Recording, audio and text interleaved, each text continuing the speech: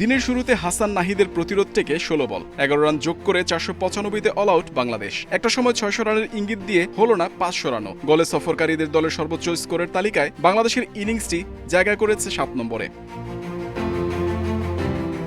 প্রথম নিশাঙ্কা লাহিরু উদারা ২৯ বছর পর শ্রীলঙ্কার দুই ডানহাতির উদ্বোধনী জুটি। লঙ্কানরা দ্রুত রান তোলার আভাস দেয় শুরু থেকে। তাইজুলের আঘাতে খানিকটা ছেদ পড়ে পরিকল্পনায়। লাহিরু উদারা আউট ২৯-এ প্রথম সেশনে অতিথিদের একমাত্র প্রাপ্তি। এরপর নিশাঙ্কা চান্দিমালের একচেটিয়া দাপট। ১৩৬ বলে সেঞ্চুরি করেন নিশাঙ্কা, ক্যারিয়ারের তৃতীয়। চান্দিমাল তুলে নেন ৫০। দুজনের ঝোড়ো ব্যাটিংয়ে ছুটতে থাকে শ্রীলঙ্কা। মাঝের সেশনে মনোযোগ হারান চান্দিমাল, তাকে ফাঁদে ফেলেন নাইম, ভাঙে ১৫৭ রানের জুটি। অ্যাঞ্জেলো ম্যাথিউসের আগমনে সম্মান দেখায় টাইগাররা, দিয়েছে গার্ড অব অনার। গলের গ্যালারিতে করতালি, চারিদিকে ম্যাথিউস ড্রপ। বিদায় টেস্টে এক দারুণ মুহূর্ত ম্যাথিউসের জন্য।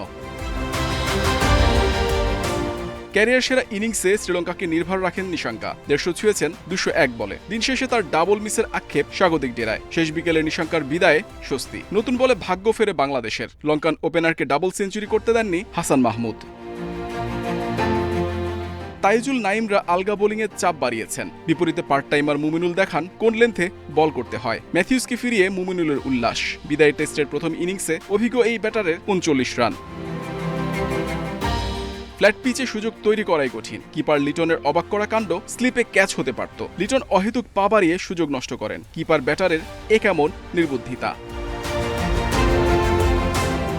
চতুর্থ দিন দ্রুত শ্রীলঙ্কাকে অল আউট করার লক্ষ্য থাকবে বাংলাদেশের। তবে প্রথম সেশনে বোলারদের দারুণ বোলিং করতে হবে। সেক্ষেত্রে নাহিদ হাসানদের এগিয়ে আসতে হবে। না হলে শ্রীলঙ্কা বাংলাদেশকে টপকে লিড নিতে পারলে তখন অস্বস্তিতে থাকবে টাইগাররা।